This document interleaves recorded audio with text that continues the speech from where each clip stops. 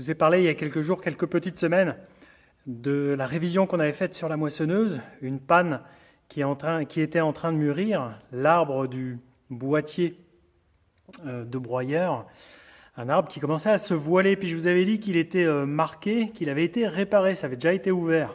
Donc ça, nous, papa en l'achetant il y a plusieurs années, il ne pouvait pas être dedans, il ne pouvait pas visualiser ce qui avait été fait. On s'en est rendu compte en réparant. Et puis, je vous le rappelle, je perdais un nombre de tours minutes au rotor. Je perdais de la vitesse en fin de journée. Donc, il y avait des vibrations, l'arbre était voilé, puis il avait un impact sur le variateur, sur le moteur électrique, sur l'ensemble. Et ça changeait mon réglage. Et je ne vous ai pas parlé que j'ai gardé l'arbre. Je l'ai gardé sur mon tas de ferraille. Et c'est ce que je vais vous montrer ici. Et vous montrer dans quel état il est.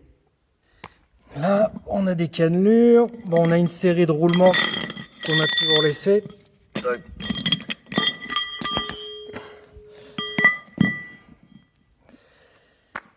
Voilà.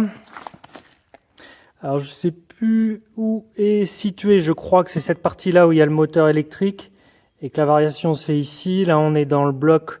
Là, on est dans le boîtier où il y a le bain d'huile. Et puis, là où il avait été vu, c'est ici. Vous voyez, ça veut dire ces petits piquages,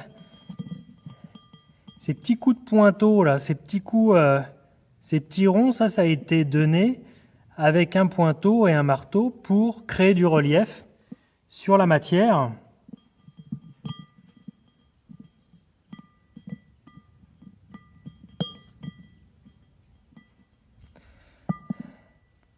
Et ça avait donc été fait pour que les portées soient correctes sur les roulements qui entourent, sur les bagues de roulement, pour que l'arbre ne tourne pas sur la bague intérieure.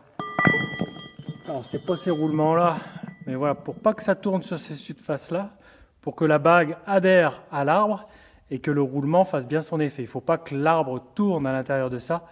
Il faut que l'arbre entraîne la bague et puis fasse tourner le roulement, le mécanisme de bille à l'intérieur. Donc ça avait été donc marqué.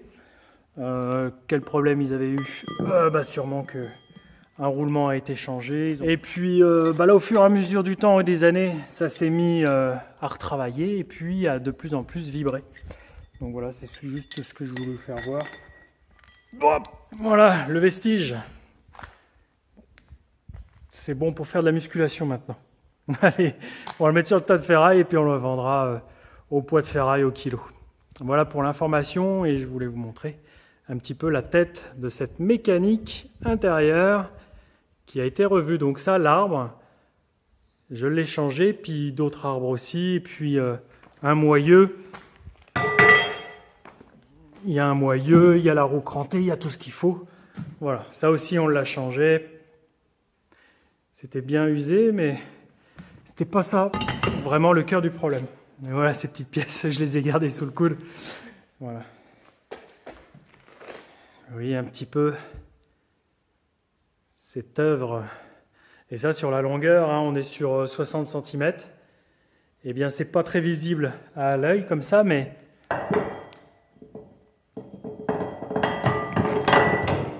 je vais pas pouvoir vous le faire tourner et puis visualiser, mais il a un petit gauche, il a un petit voile en son extrémité, je pense, la plus fine.